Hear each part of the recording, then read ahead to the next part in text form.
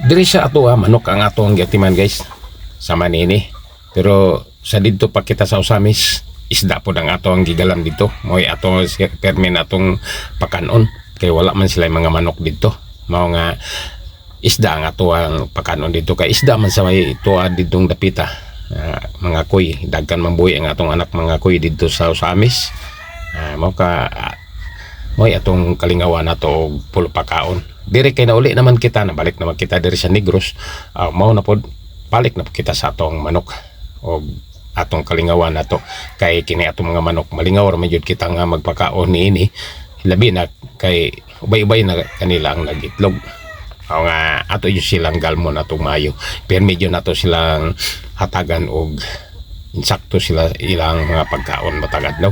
Ikadua ka bisis man nato sila pakanon sa sakadlaw. Kay dili naman nato sila pakanon sa udto. Buntag hapon ra ang atong pagpakaon kanila. Bastante ra nga ma-insakto jud ang ilang pagkaon ang atong paghatag kanila. Aron magsige po sila og itlog. Kay kining mga manuka kung dili nimo maayong pagkahatag sa ilang mga pagkaon, muniwang ni sila og mao nga muhunong na pud sila sa pangitlog.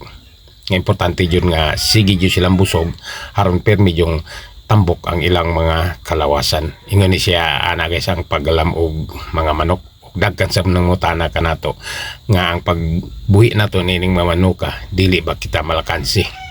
Di ba kita malugi nini sa pagkaon nga dagkan mga pagkaon nga atong gihatag kanila. Ang pagkaon ka atong gipanghatag kanila ato jud kanang gisukod na daan, gitakos nato kana kun unsa ang hidagkanon aron di pud kita malugi. Nya di ma pud may ingong malugi kita kay nama kita mga itlog nga makuha matag adlaw. Ato ragong kwintaon nga ang itlog bali ng mahala kon atong paliton. Nya karon dili man kita na magpalit sa tindahan tungod sa kadagkan ng mga itlog nga makuha kanato. Dili na magani nato kini maurot nato sa inadlaw-adlaw nato nga konsumo nato sa itlog. Bisag unsaon pa nato og kaon ang mga itlog, dili jud nato mahurot na nato sa usa ka adlaw natong pang gasto ang mga itlog gikan kanila.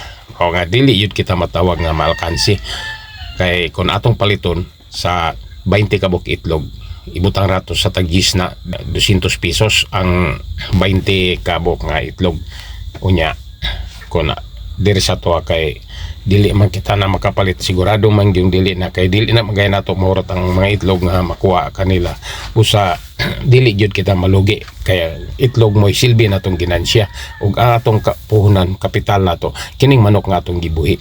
Nya kini atong manok nga gibuhi nagkadugay ni sila, nagkabugat ang ilang timbang kay bisan ra nato kini sila ibaligya nato sila tinimbang maka kinansya jud kita kay nagkabugat man ang atong mga manok nga sila nagkagulang na. Nguna siya na ana guys.